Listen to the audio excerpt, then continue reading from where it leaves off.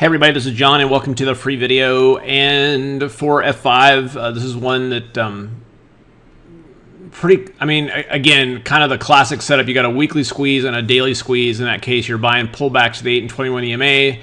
And I had to sit on this one for a little while, but now we're getting paid. We're at the 1272 extension. Good place to take initial profits. Trail up your stops and then see if we can get to the 1618, which I think is, let's double check here. I think it's still a little bit of ways away. No, it's actually getting, I thought it was like 125 or so, but let's double check.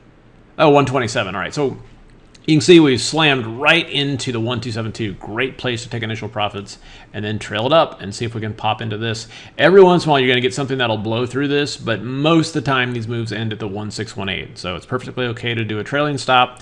But just remember that if we get up there, you want to be out of like 80% of your position. All right, so that's F5. Other things we've been looking at here, SCTY. This is one where it's been trading sideways here underneath the fire line, but on a daily chart, you can see we're getting a little bit of a squeeze here. The last squeeze here obviously was pretty nice, and we're having some problems getting through this. But if this momentum can shift to yellow, okay, like right there, then I would look for that then to be an indication that the squeeze would actually trigger along and push us through. So easy thing here is to sell put spreads. The implied volatility on this is nice, and then we can set it up from there. Another one here I've been watching is GoPro. So GoPro, I'm not a big fan of IPO patterns like this, except that the biggest thing with IPOs is that they will expand the highs and lows. Okay, so you go back and forth. And here we came down and we tried to take out the low. It didn't happen.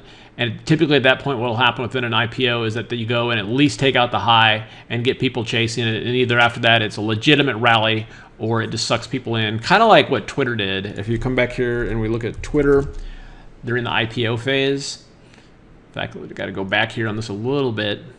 You'll see kind of right here where you had the high, all right, and then it came down. And then it probed it again, and then you can see when it took out the high here, it just exploded. And then that could be something of a GoPro move, but that's what I'm watching for, all right?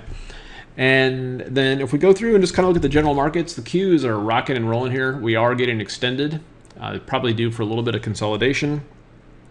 If we look at IWM really isn't, I mean, it's definitely cleared out through resistance. There's still and this keeps just changing every week. It's down, it's up, it's down, it's up in terms of momentum. So this is the one, if this market's going to fail, this would be it. But every other market, of course, is rocking on all cylinders. And then my favorite one, TLT, this is one where essentially buying pullbacks all year long has worked, and then you sell the extensions. So we just had the move here where we were buying pullbacks, sold the extensions. Now it's time to buy pullbacks again. Okay, let's take a look at some ETFs. So for those of you that are interested in learning more about just trading ETFs, I'm going to be doing a class on Saturday, and this will be from 2 to 6 East Coast time. And really the idea with this is really just focusing on the actual ETFs themselves. Now, if you trade options, you could do option strategies on this stuff, but the idea with it is that this is really just, hey, if you just want to actually do the underlying ETF, these are some strategies that you can do using rate of change, using the ADX and a few things like that, where you can actually just be in swing positions for a couple of weeks at a time. You know, average goal is to make 5% to 10% per trade with risking about 2%, okay? And you're just actually doing the ETF. You're automatically giving yourself the gift of time. Obviously, there's not an expiration date on it, unlike options. And it's a really stress-free way to trade compared to, you know, if you're selling put spreads that expire in a couple days and things like that. And the reason I'm doing this is not only is that, you know, especially like trying to hang out and spend more time with the kids, but I want to have like a week a month where it's just like, you know what, I'm just going to have these positions on that I don't really have to stare at the charts at so much. But also it's nice is that these are all orders that you can do if you're working full-time. These markets are liquid. You can place the orders. You can go to work and just come back and see what happens. So that's what I'm going to be talking about this Saturday. And if you guys are interested in it, you can just go to simplerstocks.com/ETFs. Okay, and it's ETFs plural. And if you're seeing this, then you can do this for, I don't think the price has gone up yet. No, so the price is There we go, $297.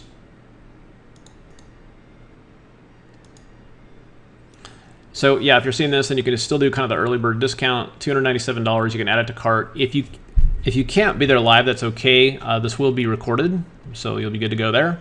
And again, to simplerstocks.com/ETFs with an S. All right, you guys have a great night, and we'll see you at the next update.